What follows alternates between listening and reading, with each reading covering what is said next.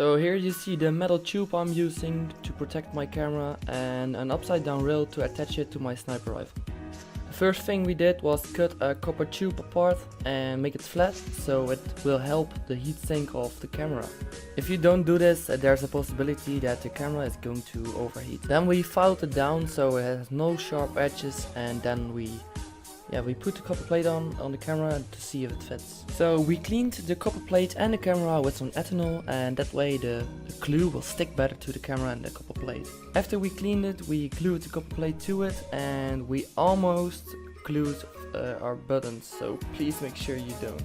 So moving on to the cover, we cut out a piece of wood so the camera has just a couple of millimeters before it touches the top of the camera cover. The wood is also slightly curved because the lens sticks out of the bottom of the camera. Here we are figuring out where the buttons should be, so where we have to drill the holes. Before we started drilling the holes, we made a little dent, so if you start drilling, the drill doesn't move and then you get a perfect hole. So we actually had to drill a couple of times to get the perfect width. So as you can see here, the holes are perfect.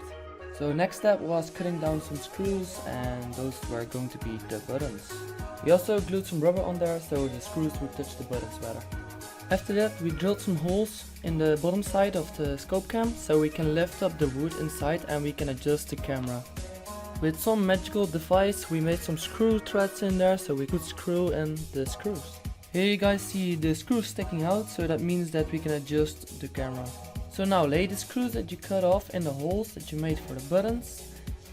While you're at it, do some pew pew and then glue the buttons to your scope cam casing. We use some sort of silicone glue so that we can still push in the buttons, and they're pretty waterproof. We tipped off the tops because we don't want it to look like a fucking ice cream. I attached the scope cam to the sniper with an upside down scope barrel mount, and there you have it, the scope cam. If you guys have any more questions, make sure to comment down below and I will try to respond to all of you. Like this video, subscribe, and I'll see you guys in my next video.